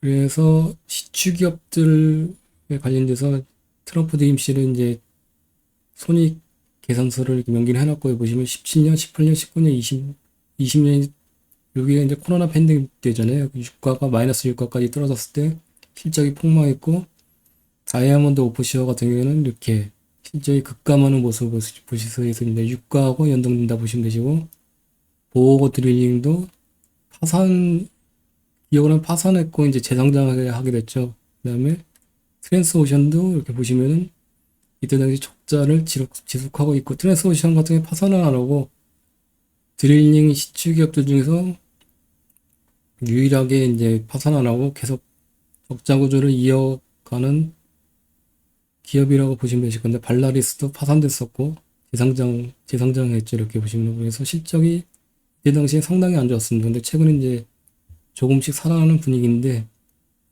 특히 이제 트랜스오션 같은 경우에는 파산하지는 않았게 돼 파산했다는 의미는 자본이나 자산을 클린화 시킨 거거든요. 그래서 재무 제표들을 해서 보시면 파산돼서 재상장 기업들은 비교적 뭐 재무 지표들이 이렇게 좋은데 트랜스오션은 파산을 안 했기 때문에 기업으로는 재무 지표들이 상당히 안 좋습니다. 그렇기 때문에 여기는 좀 유의를 하셔야 될 것 같습니다. 대표적인 기업이 이제 시추 기업인데 그래서 23년도에도 적자를 이어갔던 모습을 보실 수가 있으십니다. 그 다음에 서브시 기업이라고 있는데 이제 오션이 인터내셔널의 그러니까 심해 탐사 서포트 기업이라고 보시면 되죠. 그러니까 오프시어 시추 관련돼서 이제 보조 역할을 하는 기업들이라고 보시면 되시고 시추하기 전에 이제 탐사를 하는 기업이라고 보시면 되시고 마찬가지로 17년 유가가 떨어지니까는 이게 실적이 안 좋았고 마찬가지로 오션유니형들 유가가 떨어지니까 실적이 안 좋았습니다. 유가하고 연계관계가 높다고 보시면 되시고 최근에는 과거 이제 실적을 이렇게 좀 찾아가는 모습을 보실 수가 있으십니다. 그래서 이렇게 보시면은 보호드릴링은 왜 이렇게 영업이익률이 높은지 모르겠어요. 일단 단순하게 명기를 해놨는데 여기를 제외시키면은 시추 관련돼서 기업 중에서 가장 영업이익률이 높고 실적 측면에서 가장 좋아 보이는 모습을 보실 수가 있으실 것 같습니다. 그래서 오션유니 인터내셔널을 선정했고 그 다음에 과거 이제 오일 메이저 주계 기업 같은 경우는 엑슨모빌하고 쉐브론 같은 경우에도 보시면은 유가하고 연동 관계가 이렇게 높다고 보시면 되죠. 코로나 팬데믹 때는 적자를 시현했고 최근에 이제 실적 추이를 모습을 보실 수가 있으십니다. 그래서 명확하게 하기 위해서 이제 쉐브론하고 뭐 엑슨모빌의 매출액과 합산 매출액과 분기별로 분기별로 국제 효과를 코릴레이션을 거해서 상관관계를 차트화시켰습니다. 그래서 거의 같습니다. 유가의 움직임이 파란색이고 WTI 서부 텍사스 유잖아요. 그래서 이거하고 매출액하고 추이는 거의 같다고 보시면 되십니다. 그래서 이런 이제 오일 시추 기업들이나 서브시 기업들이나 원론적으로 말씀드리면 유가하고 실적은 거의 동행한다고 보시면 되시죠. 당연히 태강 성광밴드도 유가하고 연계한 게 상당히 높겠죠. 그래서 공유를 드렸지만 엑셀도 공유를 드렸었지만은 잠깐만요.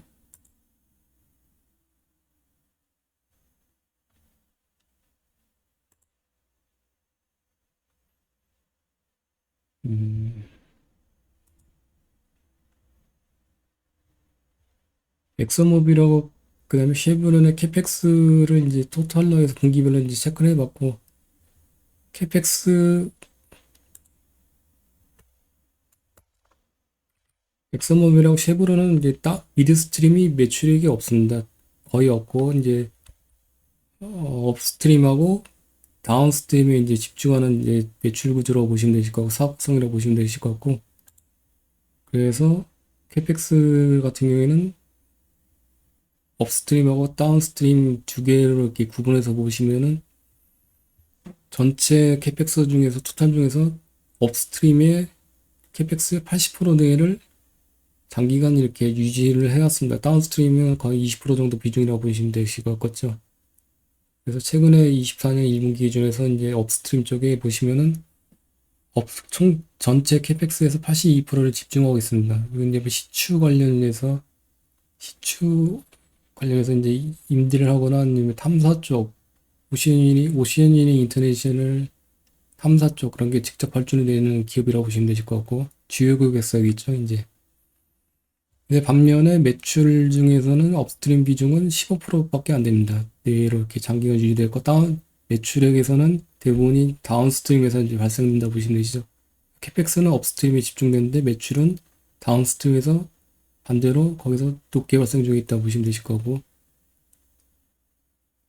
그래서 국제유가하고 엑소모빌 캐펙스하고 업스트림 관련해서 이제 두 개를 합산시켰을 때는 연기관계가 6개 분기 약 18개월 정도에서 후속으로 추정되는 것을 볼 수가 있습니다. 그래서 이는 오일앤 가스 탐사 및 시추어 정도의 업스트림 기간의 장기 소요로 인함인 듯 이렇게 추론이 가능한 것 같습니다. 그래서 후속 장기간 어쨌든 캐펙스는 후속으로 이 유가하고 연계성이 있다 보시면 되실 것 같습니다.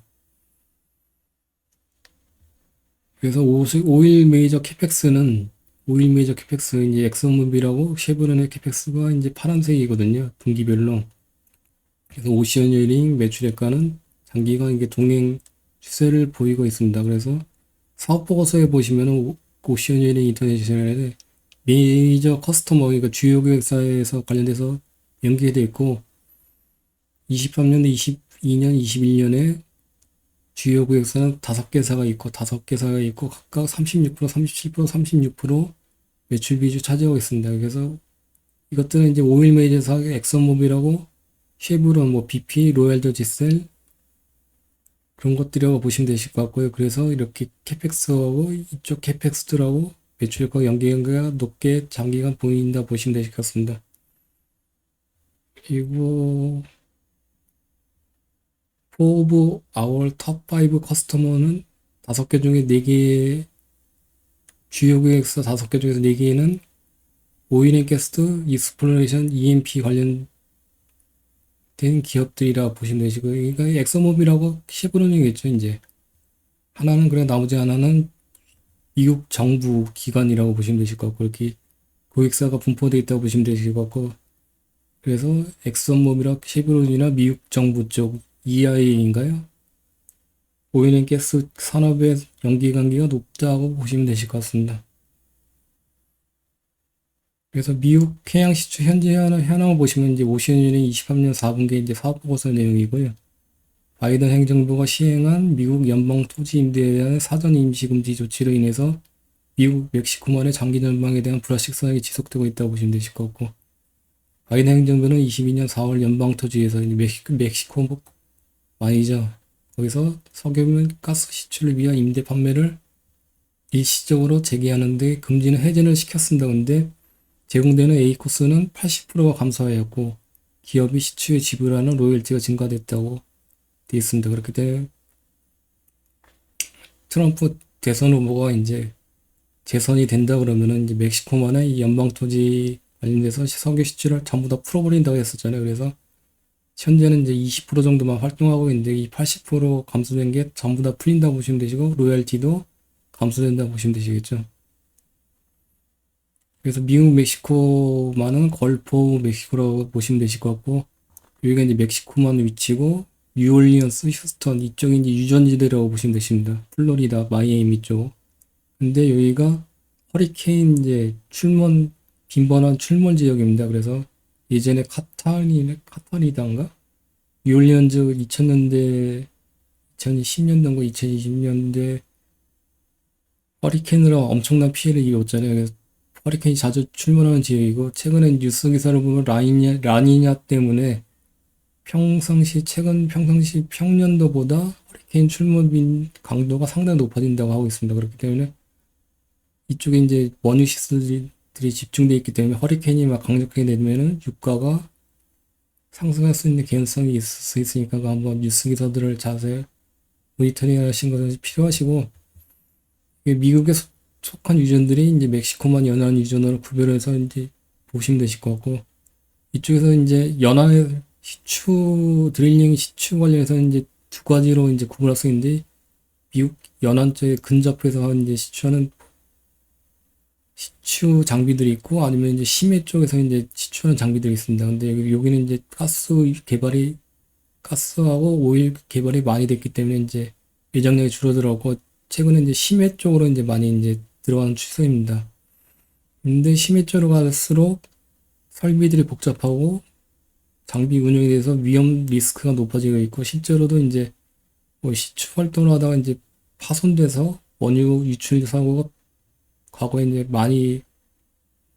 비해서 많이 발생되었다고 합니다. 그래서 환경 문제로 이슈가 됐기 때문에 바이든 대통령이 이제 금지를 시킨 거는 이제 석유 화석연료 사용 단축 그리고 파리 기후협약 협정에 의해서 그렇게 하는 것도 있지만 환경단체의 반대 때문에 그걸 여기서 이제 시추하는 것들을 연방정부 에서 시추하는 거를 금지시켜놨습니다. 근데 이런 사유들이 있고요. 이거는 이제 트럼프 대선을 뭐가 푼다는 거죠. 이쪽에 미국 멕시코만 쪽에. 그래서 트럼프 아젠다 47이라고 이제 지난주에 설명드렸었는데 대통령이 되면은 트럼프가 이제 이것들을 시행하겠다는 주요 내용인데 에너지 환경 분야에서 주요 공약을 보시면은 바이든 환경의제 중단, 화석연료 생산에 대한 제한을 폐지한다. 이게 아까 멕시코만 말씀드렸고 연방정부 토지에서의 석유가스 시추허가를 절차를 완화하겠다. 이게 멕시코만 쪽입니다. 석유가스 석탄 생산업체 세금 감면 혜택, 이 로열티인지 지불하는 거를 줄인다는 거고 화석연료 발전소 건설 및 천연가스 파이프라인 설치 이제 이게 미드스트림 이쪽이잖아요. 그래서 이제 수혜를 볼 수 있을 것 같다 생각하고 핵발전소 가동 및 투자 이제 이거는 원전 쪽입니다. 파리협정 탈퇴하고 전기차 기후정책 철회 이렇게 보시면 되시죠. 전기차 폐지하겠다고 이제 최근에도 또 후원장 나오고 있잖아요. 그래서 최근에 뉴스 기사를 공유드렸는데 일론 머스크 테슬라 쪽에서 이제 후원금 내겠다고 했는데 그거를 후원금 내겠다고 한 다음 날인가 바로 트럼프 대통령이 전기자동차 의무화 폐지를 시킨다고 해갖고 머스크가 다시 이제 뭐 후원금 하는 거는 농담이었다 이렇게 그런 뉴스들이 많이 나오고 있더라고요. 그러니까 그런 뭐 사례들이 있고 그래서 일단 이쪽 업스트림이나 뭐 이렇게 미드스트림 쪽에서 이제 수혜를 볼 수 있다고 보시면 되실 것 같고 이런 것 때문에 정책 때문에 그래서 오션 유니인가 뭐 성광밴드 태강 DK 락들을 최근에 계속 소개시켜드린 사유가 이것 때문에 그렇습니다. 아이고 11시 만이네. 너무 시간 걸리죠? 이쯤에서 끊고 아직 좀 내용이 좀 많이 남았기 때문에 이쯤에서 끊고 내일 다시 할까요? 어떻게 할까요?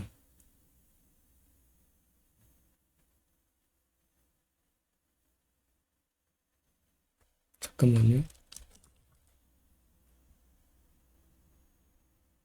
평일날 하니까 이게 좀 안 좋네.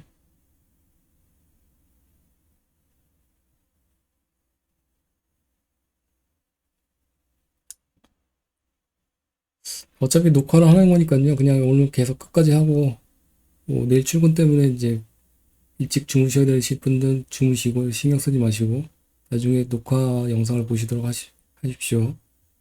그래서 화석연료 원전 비중 확대 이렇게 돼 있는데 트럼프 캠프 이런 것들 많이 보셨잖아요. 화석연료 생산의 가해지는 제한을 모두 폐지하겠다고 밝혔습니다. 트럼프 대선 후보가. 그래서 연방정부가 소유한 토지에서 석유가스 시추를 완화하고 화석연료 생산업체에 대해서 세금 감면도 지원하겠다. 원전 소유 모듈형 원전에 대한 투자도 확대하겠다. 그래서 원전하고 원전 관련하고 피칭 밸브 관련해서 최근에 이제 계속 의견을 말씀드리고 있잖아요. 이거 사유 때문에 트럼프 취임 첫날에는 석유와 천연가스 등의 화학성 에너지 시추를 재개시키겠다 이렇게 되어 있습니다. 이제 오시아니링 인터내셔널 넘어가면은 사업 부분은 5개로 이제 구분된다고 말씀드렸잖아요. 서버시 로보틱스, 매니팩처링 프로덕트, 오프시오 프로젝트 그룹. 이제 시추 관련해서 이제 서포트하는 관련된 매출이고, IMR 이거는 이제 인터그레이팅 매니지먼트 앤 데이터 솔루션을 해서 검측이나 메인터넌스나 유지나 뭐 정비 관련해서 되어 있고, 그 다음에 마지막으로 방산하고 우주항공 쪽에 이제 연관이 되어 있습니다. 이게 5개 세그멘트가 되어 있고요. 하나, 둘, 셋, 넷, 5개. 매출 부분도 이렇게 5개에서 발생 중에 있고, 이 중에서는 가장 매출 비중이 높은 거는 서버시 로보틱스라고 보시면 되십니다. 약 30% 정도 매출 비중을 보시면 되실 것 같고, 이익률도 여기서 가장 높습니다. 그래서 캐시카우라고 보시면 되실 것 같습니다. 실질적인 캐시카우.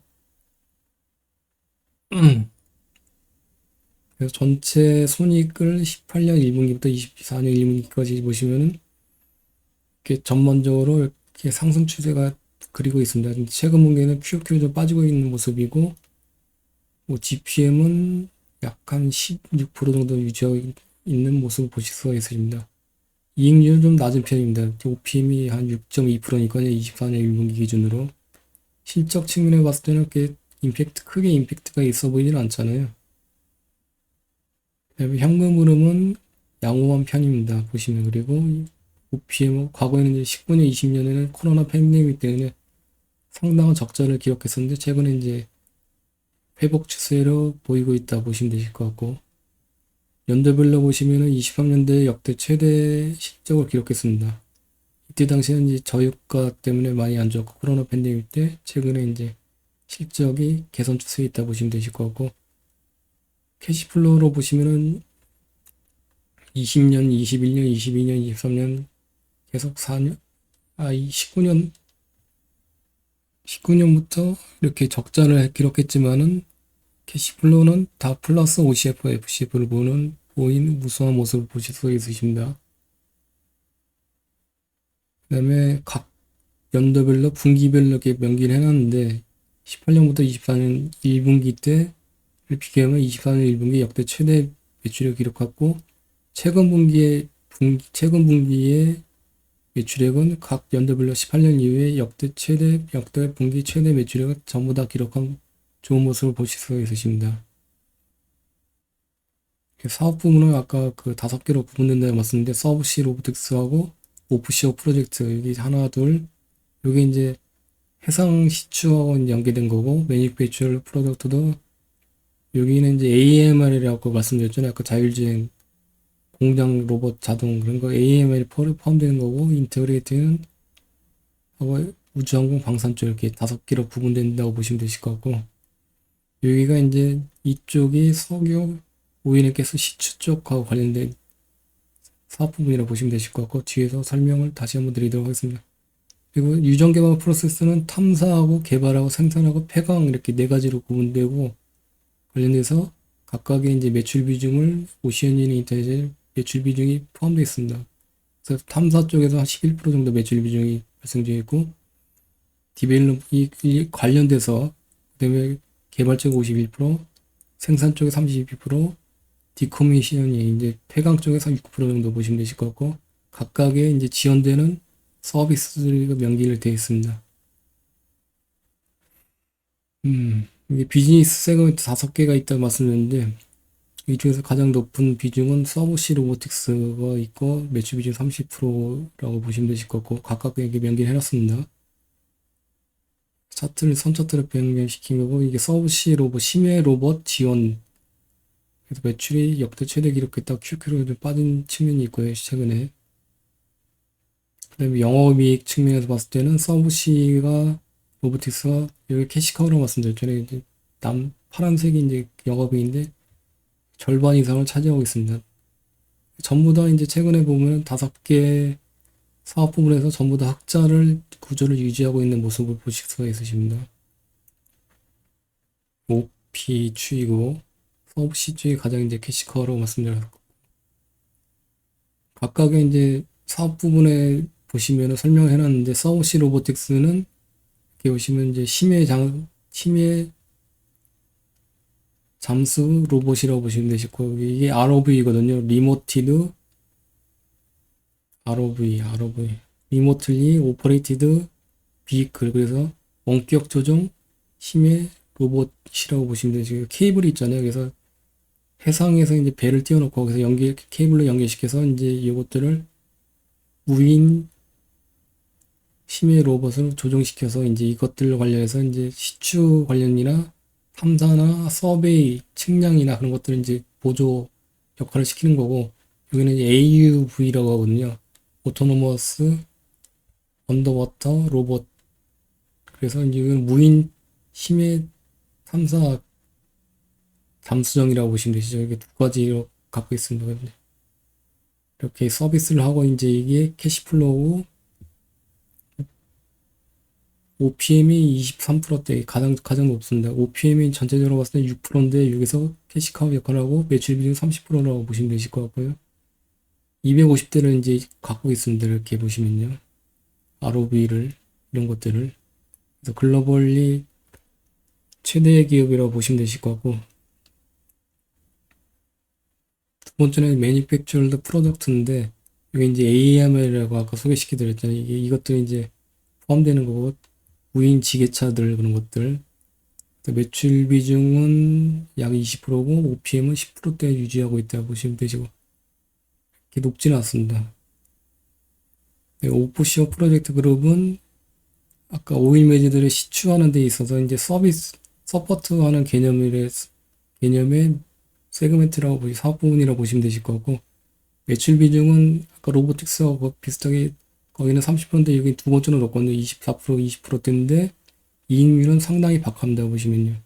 10%대인데 최근에 0.7%까지 떨어졌고, 이런 이제 선단이라고 하죠. 이제 선단인데 총 9대를 각 구비를 하고 있습니다. 그래서 이 선박들을 통해서 이제 시추 기업들, 오일 메이저, 엑슨모빌이나 쉐브론 등을 이제 지원해주는 이제 역할을 하는 거죠.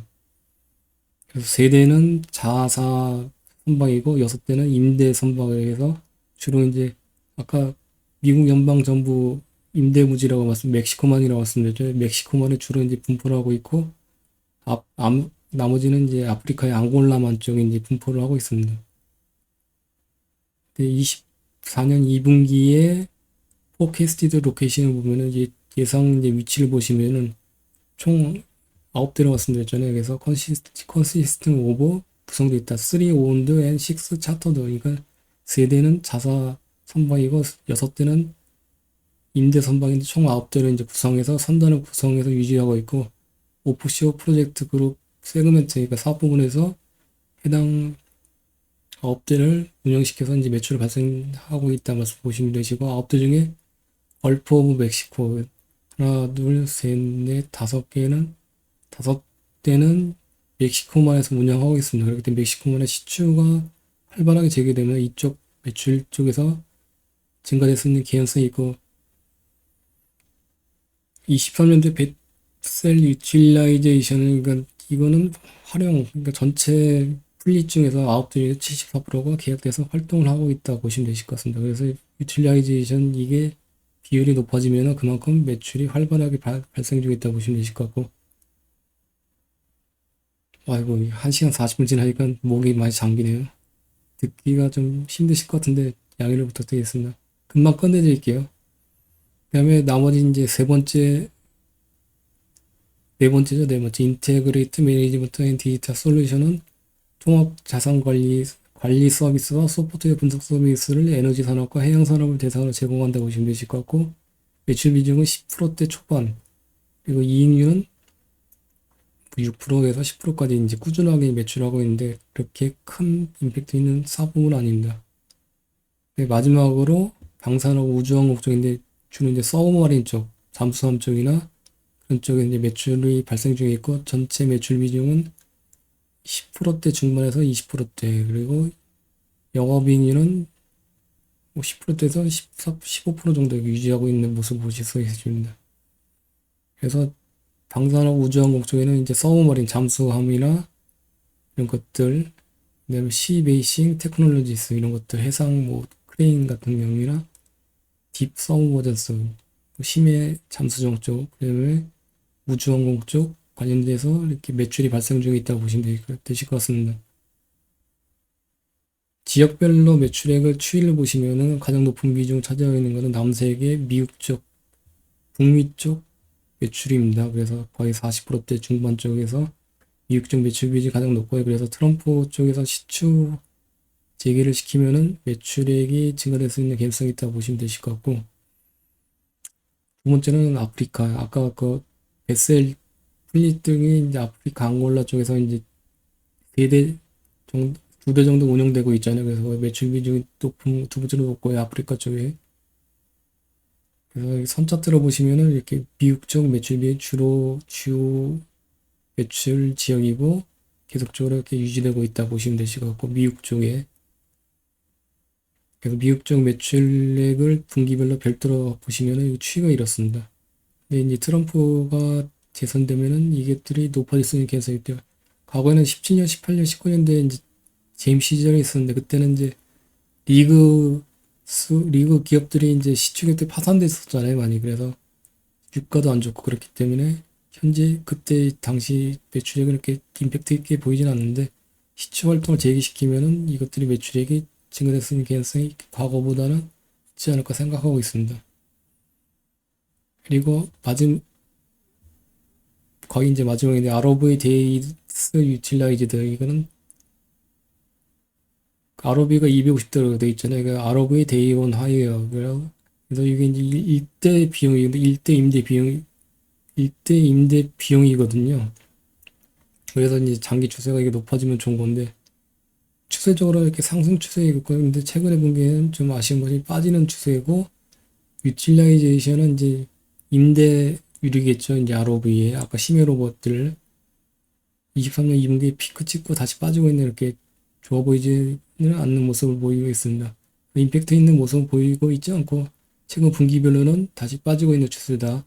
그래서 트럼프 재선 후보가 재선되면 높아지는지 모니터링이 필요하다 보시면 되시고, 내일 모레 아침에 실적 유틸리제이션이나 요 임대 일대 일간 임대 비용이 어떻게 추이가 변하는지 한번 체크해 보도록 하겠습니다. 공유를 드리도록 할 거고, 이것도 실적하고 연계해서 체크해 보시는 게 반드시 필요하겠죠. 재고자산 같은 경우에는 뭐 양호하고, 매출채권은 우수한 모습 보이실 수가 있어요. 지금 회전율이 계속 우상향 추세잖아요. 그리고 선수금 계약 부채하고 추세는 보시면은 QOQ로 2분기에는 이제 빠질 수 있는 개연성이 있고, 아까 요거는 다시 한번 수정을 했잖아요. 41%가 아니라 85%잖아요. 아까 사업 부분에 변경시켜서 백로고 수정하고 연계시켜서 했을 때 이건 수정해서 다시 올려드리도록 할게요. 그리고 24년 1분기 이후에 수주 공시 내용들이 있는데, 24년 1분기 수주 잔고가 590, 100만 달러였거든요. 근데 그 이후에 1분기 이후에 2분기에 수주 계약한 체결 건수 보면은 이렇게 이것들을 합산하면 대략 한 200만 달러거든요. 그래서 요게 600만 달러잖아요. 2분기 만에 요거의 3분의 1이 증가됐습니다. 그래서 수주 백로그는 높게 증가될 수 있는 개연성이 있다고 보시면 되실 것 같고, 아웃룩이거든요. 24년 2분기에. 아까 비록 그 선수금 추이로 봤을 때는 2분기에 매출액이 감소될 수 있는 개연성이 있어 보이는데, 회사의 그 아웃룩, 그러니까 전망을 보시면은 하이어 전체적인 컨솔리데이티드 리서치 종합 결과 전망은 미드틴 그러니까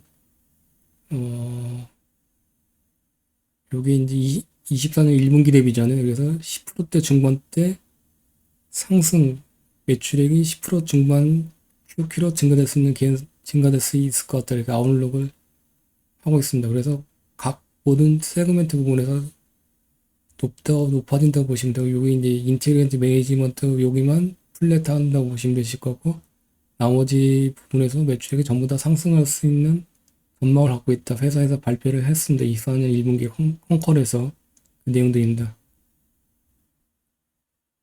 11시 40분인데 1시간 40분 동안 고생하셨고요. 다음에 이제 미국 기업하면 주말에 이제 이틀에 걸쳐갖고 각각 나눠갖고 좀 더 이제 디테일하게 하도록 하겠습니다. 시간을 갖고요. 질문사항 있으십니까? 평일날 이 시간 참여해 주셔서 감사하고요.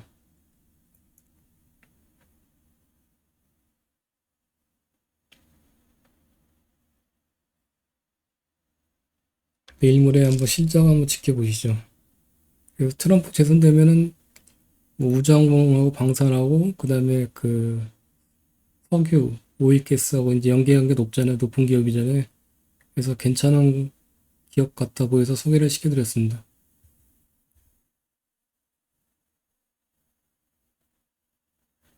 고생하셨고 태강하고 성남밴드가 목요일하고 일요일날 하기로 했잖아요. 그때 다시 한번 이런 것들 내용들을 조금 보강해서 다시 한번 설명을 드리도록 할게요. 오일가스 뭐 시추 아니면 그런 것들 업스트림 쪽에서 고생하셨습니다. 목요일날 뵙겠습니다.